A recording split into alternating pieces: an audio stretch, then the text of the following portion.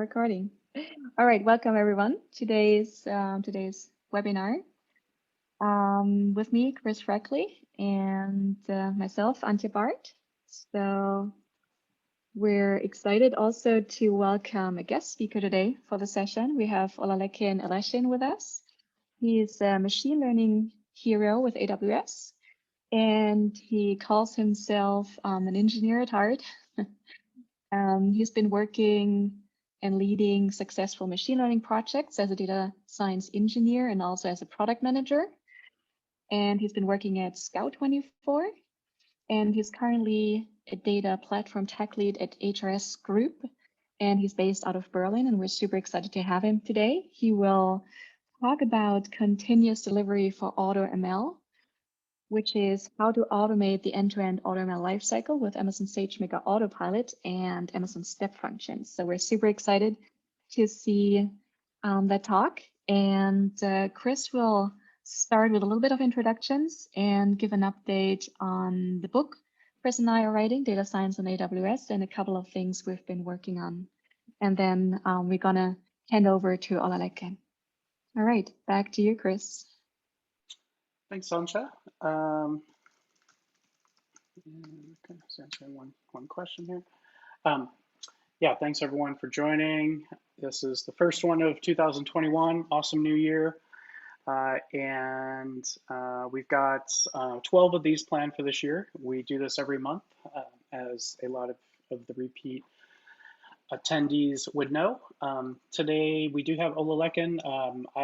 I have known Ola for since 2017, it appears, when I went back through my inbox to email him. There's an email from my old company, Pipeline AI.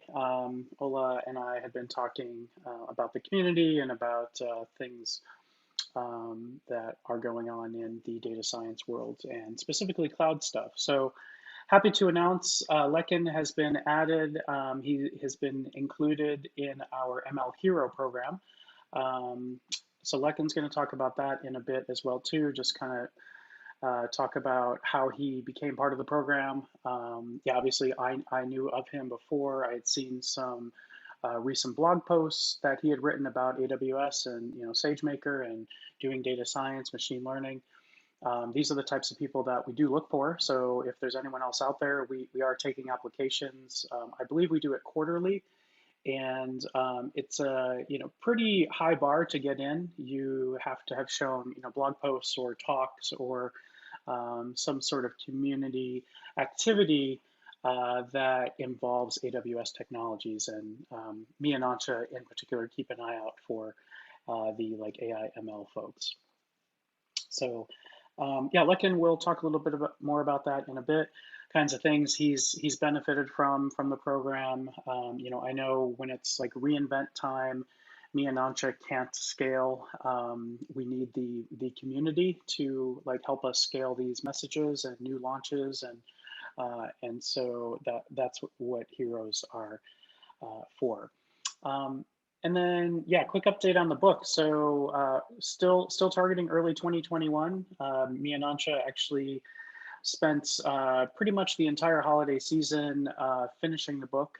We've got all 12 chapters. We even added the 12th chapter we have dedicated to security with SageMaker and S3 and Athena and Redshift and all of the important things needed to secure your data science environment. And we also spent the holidays updating both the book, our workshop, and pretty much the entire flywheel of content that we've created with the latest reInvent launches. And so we've got bias detection, we have drift detection, we have covariate shift detection, all kinds of stuff that has been added. SageMaker pipelines has been huge. A way to do ML ops now with SageMaker end to end. And I'll show a quick sample here. I do want to plug, yeah, Ancha, do you have a link that we could post for the upcoming workshop? That'll be the first workshop this year, which will be probably closer to a half day versus a whole day. I think we're going to try to make this a little bit quicker. Last year we were doing 8 to 12-hour workshops, and um, people liked that. It's just pretty exhausting after 8 hours, and especially when we have people that are all across the world in different time zones. So this year, we're going to try to shorten these workshops to make them more consumable by larger audiences. We're also going to shift some of the time zones so we can cater to folks in like other parts of the world. I'm based in San Francisco. Antje is in Dusseldorf, Germany. Today we have Ola Lecken, who's from Berlin. So pretty diverse crowd. I'm sure there's people from all over the world on this call as well. So book will be early 2021. We have updated everything with the latest launches. This is why we actually did not launch the book last year. We had to wait for the latest releases from reInvent. We knew there was a lot of really cool stuff. Feature Store, SageMaker Feature Store has been released. So we now have full end-to-end samples for all of that and descriptions. Okay, and let me just quick jump over here. Oh, actually, the link to the workshop, I believe, is right here. So off of this main data science on AWS page, there's a link to all the workshops here. We've got the whole schedule for the year, basically third Saturday of every month from here on out. We've got it scheduled from 8 a.m. Pacific to 2 p.m. It'll probably be a little bit shorter, and we will always be changing content depending on what the trends are, if there's new features that we've added throughout the year. So yeah, keep an eye out for that. This is really the latest outline here. Let me refresh this, try to get it to fit in. Oh yeah, this is huge here. Anyway, we actually spend quite a lot of time adding use cases. So we have natural language processing use cases. We've got personalization, recommendations. We've got recognition, which is image classification, and object detection, ground truth labeling, autopilot. So yes, AWS has something called autopilot that does automated machine learning, which is probably most relevant to what Ola Lecken will be talking about today. We've also upgraded the whole workshop and all of our content to use SageMaker Studio. There were some small things holding us back last year. We have been working with the SageMaker engineering team to smooth those out. Those patches and fixes and feature updates got launched during reInvent. So we now have the whole workshop on Studio. And the rest of this, you can see, we've got lots of like Redshift and the Athena and processing jobs for feature engineering, bias detection in our data. We're using Spark, we're using scikit-learn and BERT and all kinds of stuff. We train the job. We also have this new feature within SageMaker that's part of SageMaker Debugger, where we can profile these specific training jobs. And so by profiling, I could see where are my bottlenecks, CPU usage, am I not using the right batch size for my training? And so SageMaker Debugger Profiler feature can actually highlight these and even stop your training job early when you are not properly using the GPU or properly optimizing GPU utilization. So one of my favorite things about these new features is these are really geared to cost savings. And, this to me is huge because I have run startups before and I've been part of smaller companies like Databricks.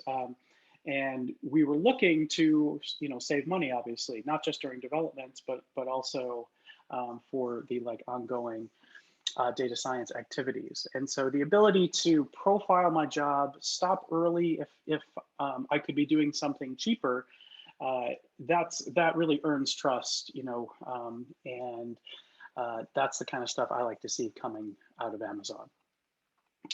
We've also released Horovod compatible distributed training. So data parallelism, model parallelism, this is built right into SageMaker. So we have a BERT example.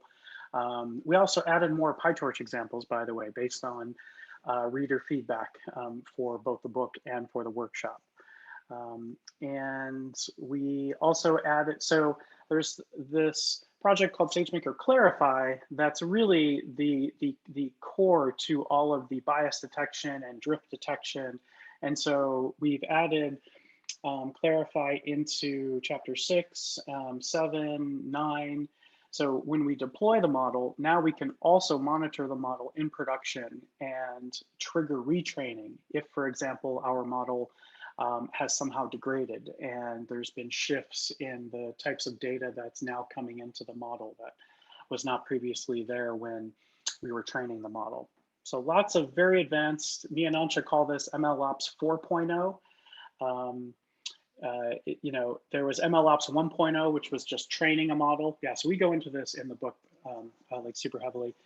There was 1.0 that's just training a model and trying to get a model out. That was like 10 years ago, 15 years ago.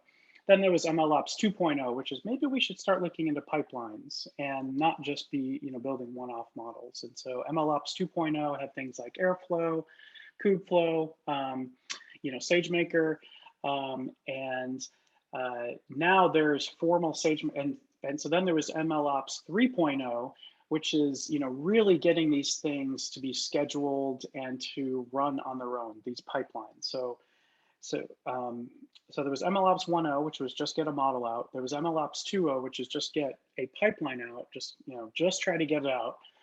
And then 3 was automating the pipeline. And then like possibly triggering the pipeline off of new data coming in to S3 or to your system. And then there was MLOps 4.0, which is really doing these sort of statistical triggers, is how me and Ansha refer to them. And so that's not just automating the pipeline, but choosing when to retrain, potentially off schedule, because we have now detected something and we want to kick off and train a new series of models or single model based on those statistics. So some really cool stuff. We like break this all down in the book. So yeah, highly recommend that you check it out. So SageMaker Pipelines really is the cornerstone to the pipelines chapter. But we do certainly talk about Airflow, Kubeflow, very, very popular. Me and Ansha have used these in the past as well too. We show how to deploy them onto AWS, how to optimize your pipelines, and yes, even use SageMaker also. So you can call SageMaker from Airflow, call SageMaker from Kubeflow. Really is a best of both worlds. You have an open source scheduler, and like open source like orchestrator that might work with some like other parts of your ecosystem, but then also call into SageMaker for some of the SageMaker specific stuff like the debugging and profiling and bias detection and drift detection. We also show human in the loop workflows. This actually was its own separate chapter. We've decided to roll it into the pipeline chapter because it really is a form of a pipeline. It's a human in the loop workflow, but it seemed to fit in better there. That also gave us the opportunity to add this 12th security chapter. And, as like some of us know, security can be kind of a dry, boring subject. And we didn't want to have very exciting chapters and then make it kind of boring with security and then go to the next exciting topic. So what we've done is pulled all of the security into one chapter. And if that's the type of like problems that you are trying to solve, you can go straight to 12. And we do refer to where you would use those specific security pieces within the those previous chapters. So we talk about IAM and key management service, KMS, and secrets manager, how to keep your credentials outside of plain text inside of your notebooks. That's not good. You want to push these things into something that can be natively integrated with Redshift and your data stores. We also do cover networking and VPC. This is super important when you're trying to lock down, especially with sensitive data. If you're training with sensitive data, which oftentimes you are, you want to lock everything down at the specific network layer and make sure nobody from like the outside or no one even from the like inside, right? There's attacks that can happen from the actual inside, and by locking down the network and using least privilege principles, you can really tighten things down and add extra layers of protection. And of course, we cover all of these different data stores, S3, FSX for Lustre, EFS, which is the Elastic File System. That's, yeah, so that's NFS basically. That's managed NFS. Yeah, EKS, which is the Elastic Kubernetes Service, ECR, the Elastic Container Registry, that's like managed Docker Hub. We have plenty of these deep learning containers. All of SageMaker is container based, so you'll see quite a lot of support for all the latest frameworks, reinforcement learning, all that. Of course, TensorFlow, Keras, PyTorch, yes, MXNet, and then CloudWatch as well too. So like CloudWatch, if you're not familiar, really is the place where we log everything, both metrics and actual logs coming out of our SageMaker model training and processing jobs. And so CloudWatch really does play a large role in things like triggering new pipeline runs or being able to compare to like training runs to see those metrics, which model had the higher accuracy, had better AUC, things like that. So, okay, and here's the book again. Gonna keep pushing on that. We've spent about a year, just over 1 year, and it'll be 1.5 years when it actually launches later this, probably Q2, so it'll be March, April, I believe. There's also, wanted to highlight, there's a pipeline, let me see here, put that in. So this is really the like one of the larger launches this reInvent. So this is an example of how to really do everything. So this falls under here, but it really pulls together all of the 4, 5, 6, 7, 8, and 9 chapters. So yeah, pipeline really. This is likely where we're going to start with our new workshop, and this is a way also to keep the workshop, closer to 4 hours rather than 8. It's really just showing how this pipeline works because we've moved from MLOps, 1.0 to 2.0, and we're now in 3 and 4. And so I believe the workshop is going to highlight the MLOps 3 and then MLOps 4, which 3.0 would be GitOps kind of thing where I could commit a new train.py and that'll trigger the pipeline, or I could add new data into S3 and that will trigger a pipeline. And then with like MLOps 4, we'll show how to set up the statistical like analyses and then trigger pipelines that way. So I think that's it. There was one other fun little, let me see here if I could share my screen. And yeah, how much time? Okay, so we're okay on time. Let me share one other. Let's see, not that one, this one. So I want to highlight real quick some steps here. Let me maximize this. Chatting with Lycan right before we started, I realized that I've put together kind of best practices for writing a book, and I'm not going to spend too much time here because this talk isn't about writing books, but I do want to share some of this because we've had lots of people come to us from both within Amazon and outside of Amazon. And my joke was I've discouraged more people to write books than I have encouraged people. And I'm trying to be realistic, but also hopeful.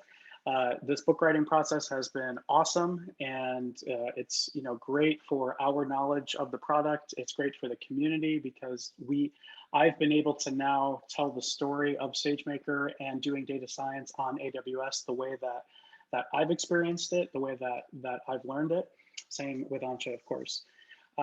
One thing to note is it's obviously a lot of work, and I would only ever do this again with a solid co-author. So, and I actually have this in here twice or 3 times even. You must get a co-author.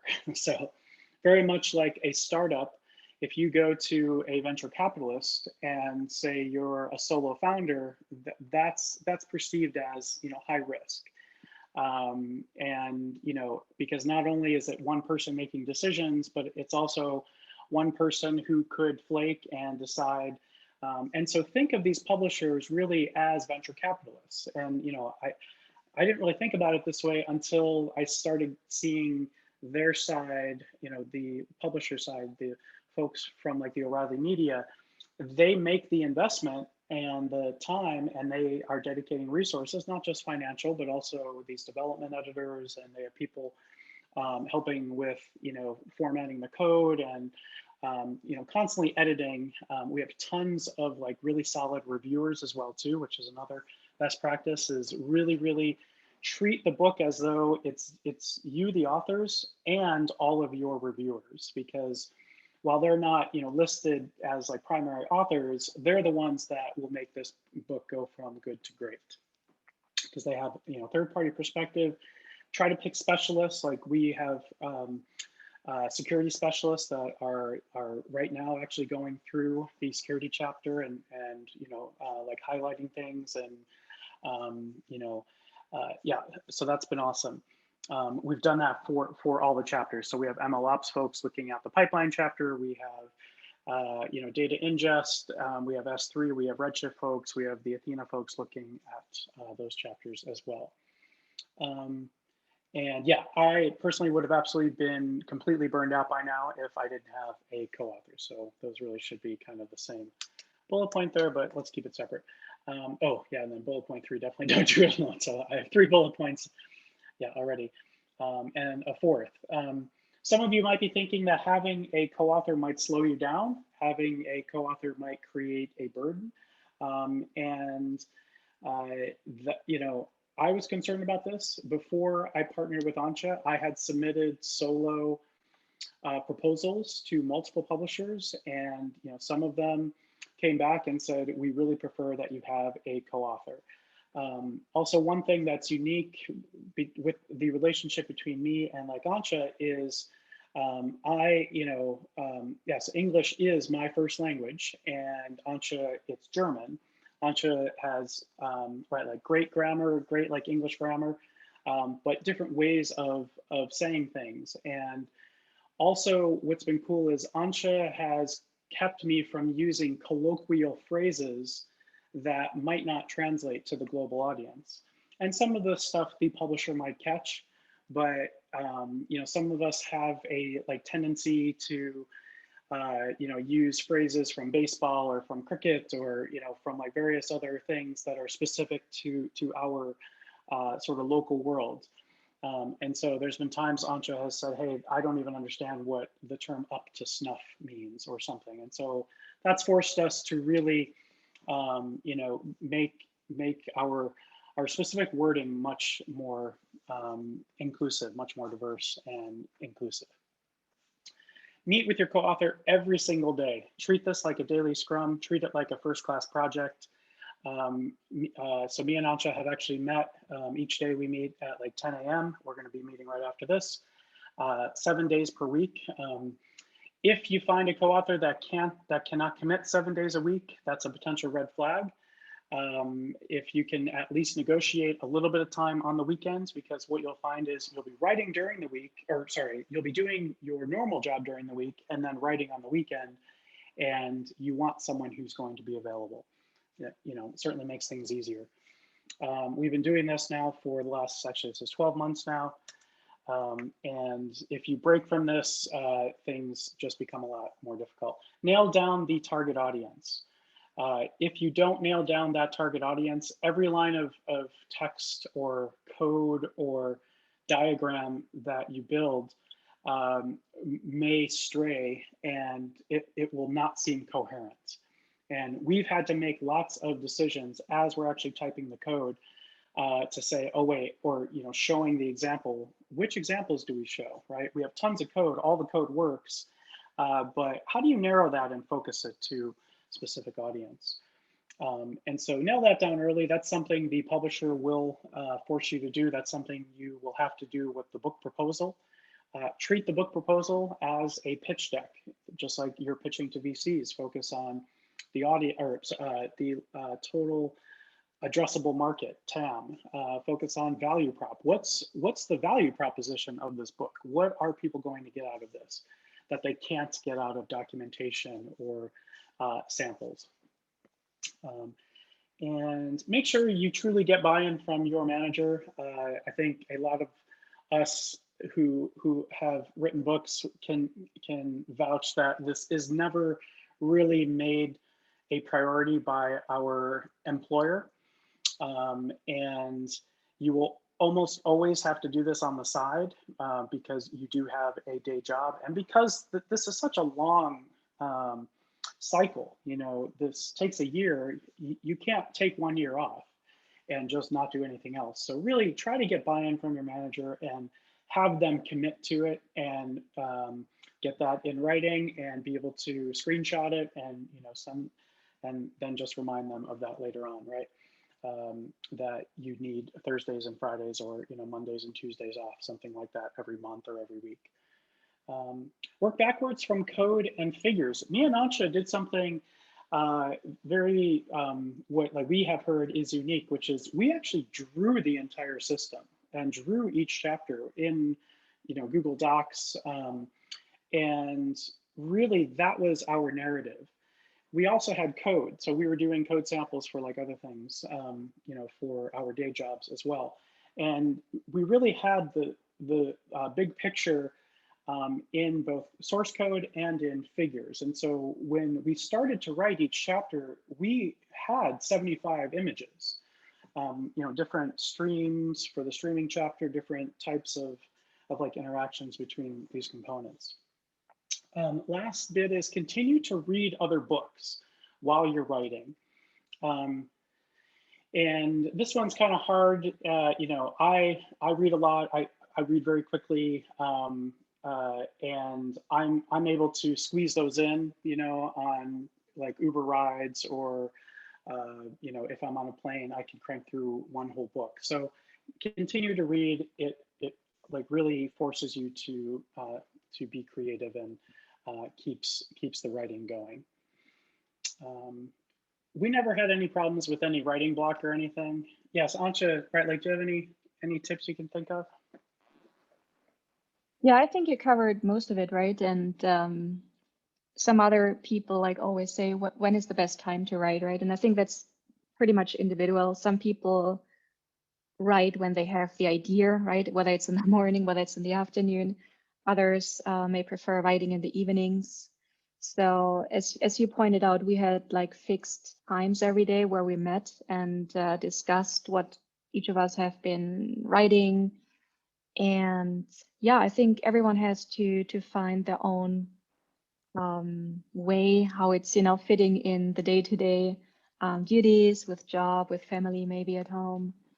But yeah, I think you just have to keep going, right? Even if you have maybe times where you think you're stuck or have a writer's block, um, maybe take a little bit time off and re-energize. But yeah, just keep going. And I think what helped us also is what you mentioned, Chris, is reading all the time. So by reading and reading up on topics you might have not been very familiar with before, it helps to get new ideas, and suddenly you have an idea and say, well, I need to touch on that. I just read about it. It's super important. It's super interesting. And we made sure to add a lot of data science topics as well. So not just focus on how you would implement it, but also on the why.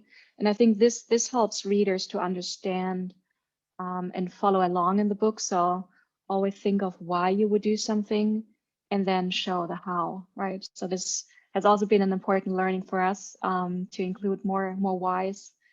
And yeah, and I think we covered pretty much the other best practices here. Yeah, the other thing that like me and Ansha did very, very early on, when actually even I think before the book was officially chosen by the O'Reilly folks, for us to move forward, we posted a survey because we do have a pretty large community. We wanted to hear from like you folks, what did you want us to write about?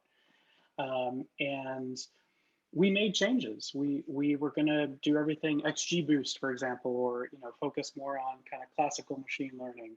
We got lots of feedback that people want to see, natural language processing and BERT, and some of the more advanced and more modern type of techniques. That there were plenty of books already on classic machine learning. So We made changes. We added security because of direct feedback. So we had a Survey Monkey. I think we've torn it down since because we're so close now to the actual published date. But we were taking some new feedback even as like recent as maybe October, and then making changes. So at some point we have to lock it down, and I still want to keep like adding things that I'll hear. But at the end of the day, all this stuff is available in like documentation and right like other places. What like motivated me and Antje is she and I joined AWS, and we had pretty good familiarity with SageMaker beforehand, but when we were trying to dive deeper and really put all the pieces together, we had over 150 links, and that was what we had to use to figure out this complete system. And that right there was the key indicator that there needs to be something that actually brings these things together and kind of creates a thread through all these technologies. Okay, I think we should probably give the rest of the time to Lekan. So yeah, buddy, do you want to take it over? Do you want to feel free to use the time however you want? Yeah, sure. Thanks a lot, Chris and Antje. Super excited to be here today. I think Chris mentioned I should talk a bit about the AWS Community Hero Program. To start with, I don't know how I got in. I don't know. I just saw an email asking me that I was nominated, and it will be announced. But what I think happened I think that was in 2020, towards the end of 2019, going into 2020 was, so I crossed to be the product manager for AI platform when I was at Scout24. And then I had to do a lot of tutorials for the data scientists. And most of my writings, most of my blog posts, most of the content I created back then was started as internal blog posts, internal content to enable the data scientists to speed up on adopting SageMaker as quickly as possible. And then I spoke with my manager that can we make this public, because this we believe that this would be valuable to everybody outside Scout24 back then as well. And then he said, oh, okay, yeah, let's make it public. And I think that was how it all started. One of the things that I probably didn't get to do, which I really wanted to do, was I think also getting the data scientists to write about their own experiences as well, because that would have been a really big win for me, not just writing it and talking about it from an engineer or technical product management perspective, but also from the people doing the work. But basically that was how we started. And then the next steps was I started looking out for opportunities that mattered to me with regards to what I do on a daily basis, and then write machine learning content around that. So I think those are the two things that I tried out and probably worked for me. And I think okay, one other thing. I remember I used to go to let me see. I used to go to Stack Overflow and then look for questions around step functions and SageMaker. So that was another thing I did. I just went there, looked for content around, looked for questions around on Stack Overflow around SageMaker and orchestrating and things like that. Yep. That's basically it. But I hadn't answered any questions yet, have I? No. Yeah, this is actually one of our goals for this year, is to start beefing up the public answers, because there's a lot of unanswered questions out here. Yep. So, yep. All right. I think I can then share my screen right now if you let. Yeah, sounds good. And take it away. Okay. It says I cannot share my screen. Okay, one sec.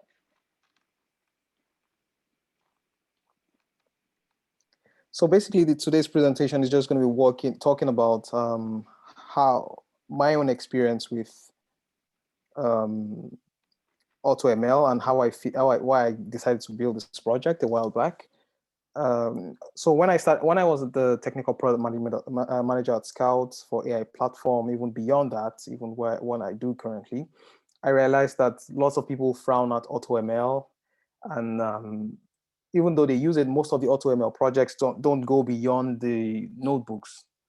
So in 2019, I think December 2019, SageMaker announced SageMaker Autopilot, and then that got my attention, and then decided to try it out, see what it does, used it in a couple of 1 or 2 projects in production, and I looked for ways to automate it because I never wanted to go about manually triggering the pipeline or running a notebook over and over again. So today I'm just going to be walking through really shortly continuous delivery for AutoML, basically talking about how to automate end-to-end AutoML lifecycle with Amazon SageMaker Autopilot and step functions. Yep. Okay. So I think there's a bit of introduction about me already, so I won't delve so much into that. The only thing you're going to see is my picture and what I look like on a daily basis. Brief walkthrough of the machine learning stack as of what it looked like in 2020 and what 2019 and what it looked at. 2019 being reInvent 2019, and then what it looks like right now from reInvent 2020. And then phases of machine learning, why AutoML, SageMaker Autopilot, the brief introduction, SageMaker Autopilot plus continuous delivery with step functions, and the Git repository. It's available, and the thing that I'm doing with it on my own, and I will show you and how you can adopt it within your own workflow to simplify AutoML for everyone that you're working with. So this is what I look like. This is me, my wife, and my son. Currently, I'm data platform tech lead at HRS Group. As you can see, I'm community hero machine learning, but also leading leading development of data platform. So I do all things data, from data engineering to machine learning engineering to the science or the economics of data and things like that. AWS ML hero, and then I'm obsessed with customer problems because, like I mentioned earlier, sometimes I went through Stack Overflow just to look for questions to answer. And then finally, this is a really diverse group, so I would say that I'm also a football fan. I love watching football. Football in Europe means football, and in the US it means soccer. So the AWS machine learning stack, if you can't see this, probably you see a lot of what it looks like from a layered perspective, and Chris already covered a lot about this. So I will not be delving too much into details, but AI services, talking about the API layer where you don't have to train your own model. You just make a request with whatever data set that you have. In this case, let's say Rekognition. I think Rekognition now, with Rekognition custom labels, you can train your own model, but you don't have to know the nitty gritty of the machine learning or the model of, or the neural networks of what is happening in there. You can send in your own photo picture and get back responses, labels, maybe objects or the scene in itself, poly and transcribe, and a couple of other services like that, which I will not go into details of. But where we'll talk about is SageMaker Autopilot, which was launched December 2019 at reInvent, and a couple, you can see the ML infrastructure and frameworks as well, TensorFlow, MXNet. And as of last December 2020, reInvent 2020, lots have happened. So there's SageMaker Studio, Autopilot, Ground Truth, which has been there before, Jumpstart, which helps engineers or anyone or data scientists or anyone interested in machine learning to get up to speed as quickly as possible with SageMaker Studio, use existing examples. SageMaker Data Wrangler, you can do data engineering or feature transformation with data right in minutes, not in weeks. This is one of the things that takes a lot of, I think 80% of data scientists' data science is spent on doing data wrangling, and with the SageMaker Data Wrangler, this already simplifies it. So the 20%, you can then maximize it. Feature store, like I think I saw a question in the chat, in the Q&A or chat, that about comparing Feast with SageMaker Feature Store. We all know what this is all about. Clarify, bringing transparency to models by detecting bias, a lot of new features announced. And also distributed training and SageMaker pipelines. You can see I clicked on them. I've been checking them out as often as I can. And a couple of other services like that, which look up for computer vision, look up for metrics, and things like that. So let's go into the phases of machine learning.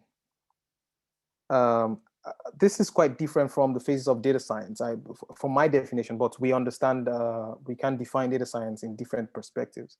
So we're just going to look at the phases of machine learning as how we understand it. So we start from a business problem. Example is, if you look at my son as an example in the picture I showed you, is growing really fast, and I want to help him differentiate between cats and dogs. So that's a business problem. And if I were to translate that into a machine learning problem, that's probably on a high level, a classification problem. And then if I bring it down a bit, it's also a computer vision problem. For me, the next step would be to collect enough data and start transforming the data or preparing it or rebalancing the images, or let's say augmenting the images so I have tons and tons of image, doing some data preparation. I would maybe at some point visualize and then analyze the images, look at the features, look at the dimensions, look at the scale, look at the balance, probably do some feature engineering, then do model training, evaluate the model. If it meets my business goal, so maybe at the point where I wanted to define the ML problem, I started with an hypothesis that says, on the test set, I want to be able to predict 90% accurate cats and dogs, depending on the classes and the class balances like that. With MLOps and MLOps 4.0, as Chris already rightly mentioned, a lot of things have changed, a lot of things have improved, not just from a business goal evaluation, also from a statistical evaluation as well. So you can address the business goal through statistical evaluation. If it meets that, then I decide to put in the production, and that's another beast on its own. Thanks to SageMaker, this has been simplified. If it doesn't meet my hypothesis, I can go back, do some data preparation, or collect more data. But if you look at this entire these phases, you will see that there's a lot in here. So ML problem on its own, data collection, preparation, blah, blah, blah, blah, blah, blah, blah, blah, blah. And what we want is an endpoint or to make predictions. And looking at this workflow, you could see that if as an engineer, from a data scientist perspective, you might enjoy the visualization, the feature engineering, the model training and model evaluation, hyperparameter tuning and things like that. But from an engineer perspective, I really don't care about this. I only want to prepare my data and then evaluate if my model meets the business goal or not. So why AutoML? When I wanted to answer this question, I looked at it from my personal perspective, which I just explained, and also from an industry perspective as well, which I think a lot of us should do, is that by 2020, this is from Gartner Metric Quadrant for Cloud AI Developer Services. The Gartner is predicting that by 2023, 40% of development teams will be using automated machine learning services to build models that add AI capabilities to their applications. Up 20% from up from 2% in 2019. That's about let's say 38% jump in a space of 3 to 4 years. You can see that with a lot of the releases from SageMaker and AWS SageMaker, or in the last reInvent, you can see it's gradually moving towards this 40%. And I'm sure maybe by my own let's say gut feeling, I think we will surpass the 40% by 2023. So this was one of the things I took from the AWS reInvent 2019. I think it was also reiterated at 2020 that putting machine learning in the hands of every developer. And what this means is that for people that want to do the nitty-gritty, there's services for them, and people that don't really want to go into the nitty-gritty, they just want to pick up things. There's something for everyone to do machine learning. And then why AutoML? If you look at this diagram, if you remember the diagram before, we had the business problem, ML problem, and all the things that are from data preparation to evaluation of business goal.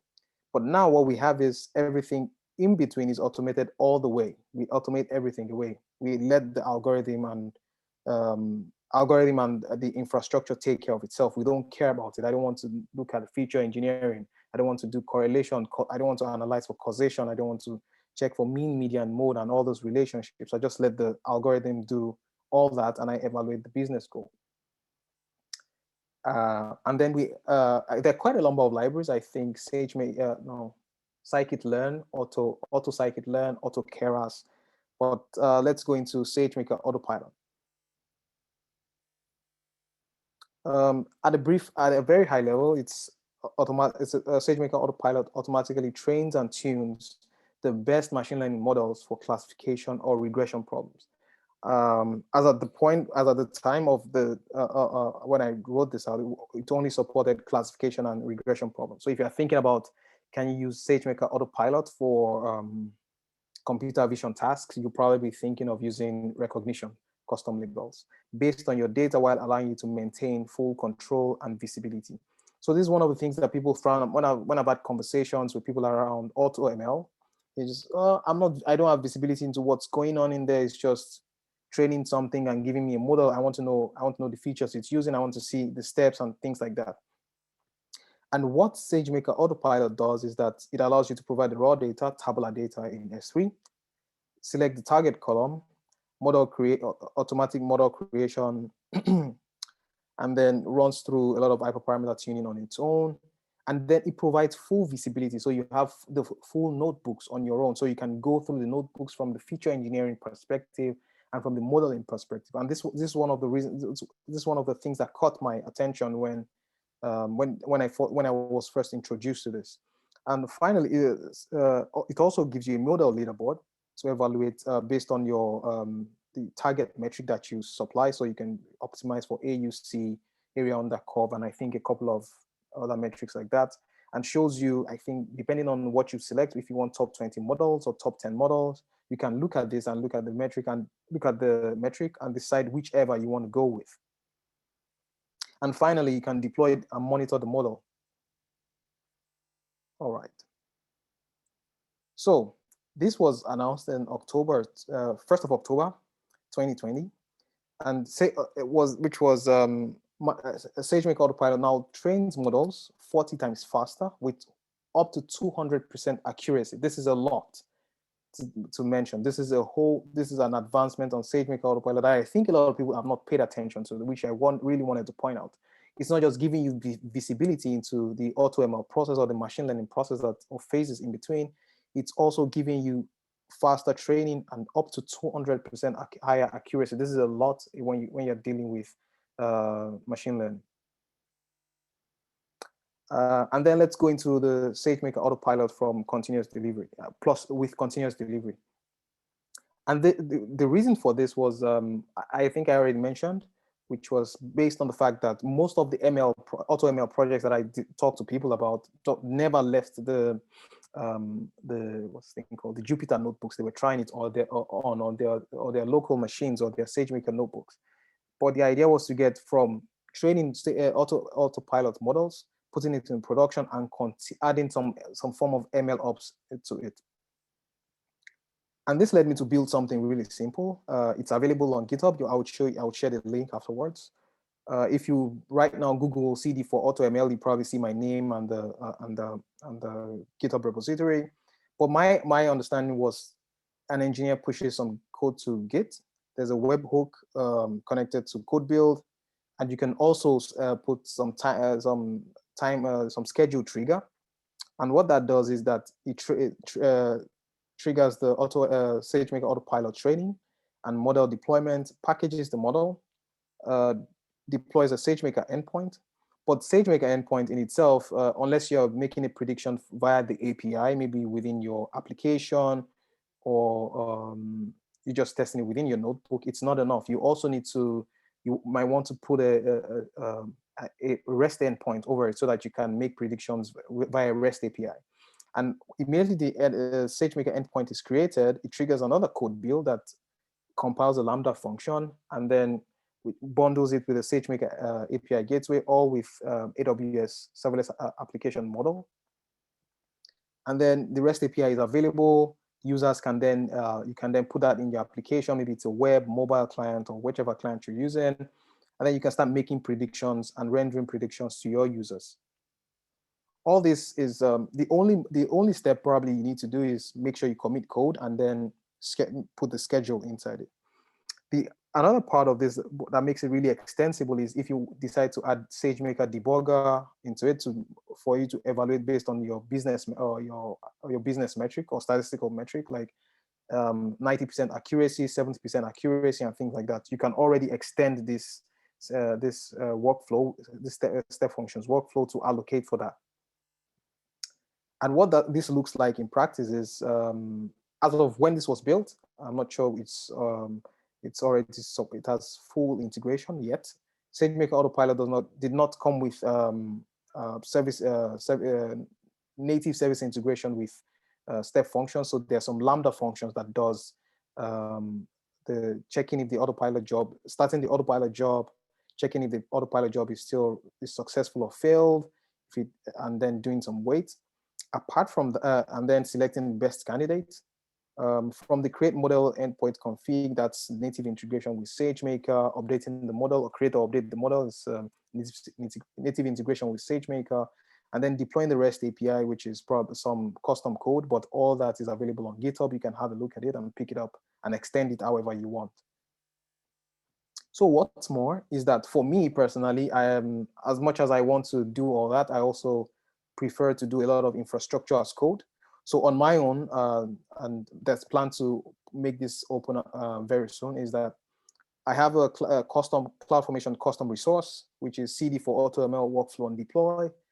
I only describe my my CloudFormation resource like this, and all that is taken care of for me. So it deploys a CloudFormation template, CloudFormation stack, and that CloudFormation stack automatically creates the step functions, workflow, and everything in there. So what that looks like in the created account is just creating this, let's say, this workflow. And in the target account, it creates the underlying infrastructure, the Lambda function, the events role, the IAM roles, the step functions, and all the things that go into it to make the resource work.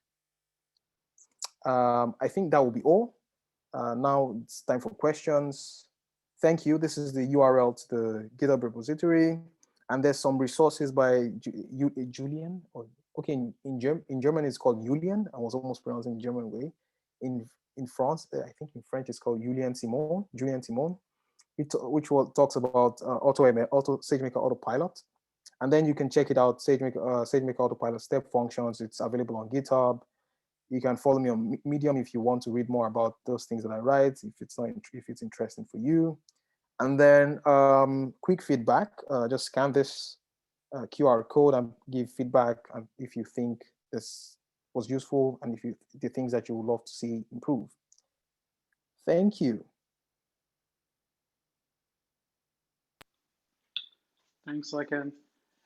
We got about 5 minutes left. Ancha, are there any questions we want to highlight? I'll track down the TFX SageMaker Studio example. Yes, so we do have a few questions here. So let's see. And if you have any questions for Olalekin, feel free to put them either here in the chat window in Zoom or in the Q&A panel here. And I think there's, yeah, Olalekin, do you have any experience with AutoML from other solutions in the market, how it compares? Yeah, so I tried a bit of Google Cloud. I think Google has some product like that for AutoML as well. I wasn't particularly impressed with it, not because I don't like Google, but just the experience of using it, and which was based on my previous experience trying out Google. My first trial of anything that had to do with AutoML was in 2015. Which was scikit-learn AutoML. And what that does not give you the transparency and the visibility that SageMaker Autopilot provides. Also, there's another one which I know about, I think DataRobot. I've not tried it. And there's also AutoKeras, which you can already play with. But I would say SageMaker Autopilot gave me the visibility I wanted at that particular point in time. Yeah. Yeah, that's true. All right. H2O. Yeah. One question, is this schedule triggered on cron, or it decides based on a loss function? Oh, good. But do you mean loss function? What does that mean?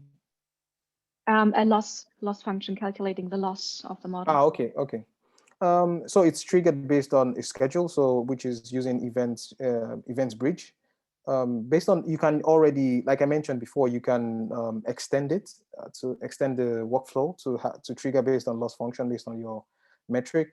If it doesn't, you can add SageMaker, what's the thing called, debugger, to track the performance of the model over time. And if the performance goes down, you can retrigger the workflow. So all that, you can bake that in.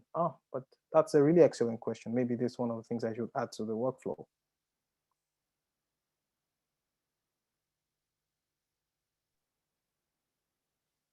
All right, yes, and maybe you can repost the GitLab link you had in the slide here to the chat.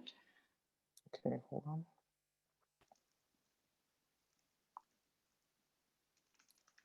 Okay.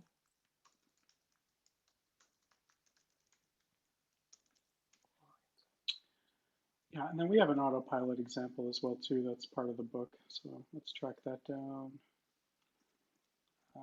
Here it is. Yeah, that's the autopilot link that I put in there is for BERT and is broken down. I believe Julian's is using the tabular data, the bank marketing sample or something. Yep. Oh, great. Yeah, Lycan posted his GitHub repo. Fantastic.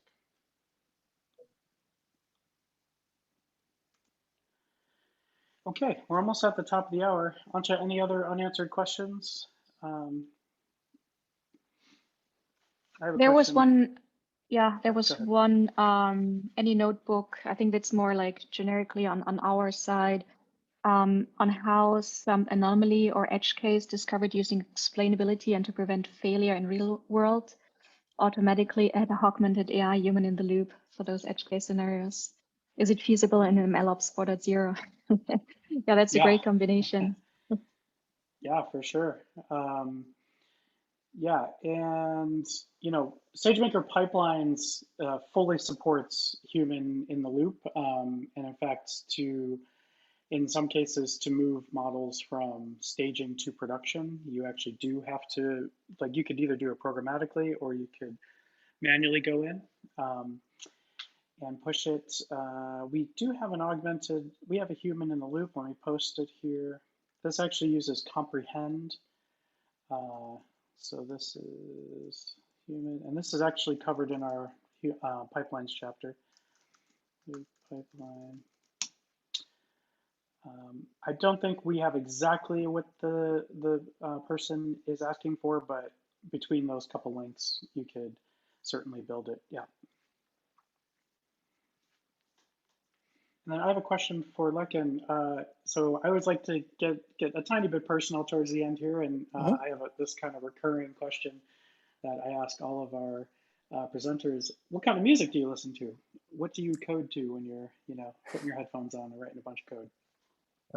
That's so. I think in the past 6 to 7 months, it's been my son crying. But apart from that, I kind of enjoy Hillsong, this Australian people. But usually I'm not. I think that's what I enjoy, and a bit of Nigerian music, once in a while. Yeah. But now in the past 6 to 7 months, it's just been my son crying and then listening to that song. It's a really beautiful one. That's cute. Awesome. Yeah, how old is he now? It's gonna be 8 months in about 10 days. Wow, that's crazy, man. Excellent. Yep. Appreciate your time, buddy. Always good to catch up. And I'll post a link to the video in the meetup, and also all the links, all the relevant links will be posted to YouTube here, youtube.datascience on aws.com. And we'll talk to you soon, buddy. Yeah, glad you're on board with the ML Hero stuff. Yep, thank you. All right, man. Thanks so much, everyone. Bye, everyone. Thanks.